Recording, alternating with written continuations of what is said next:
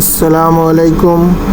আমাদের বাসায় রান্নার আয়োজন চলতেছে, সকালের খাবারের রান্নার আয়োজন। আপনারা কড়াইতে তেল দেখতেছেন, এই কড়াইতে তেলে এখন পটল ভাজি করা হবে। পটলটা সুন্দর করে কাঁচায়ে লবণ মরিচ হলুদ দিয়ে মাখানো হয়েছে। এখন সে পটল তেলে ভাজতে, আর এটা হচ্ছে পুঁটি মাছ, গ্রামের পুঁটি মাছের একটা চচ্চড়ি হবে।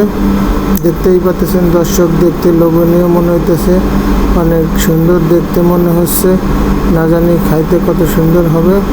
এটা আমাদের বাসাতে প্রসেসিং হচ্ছে।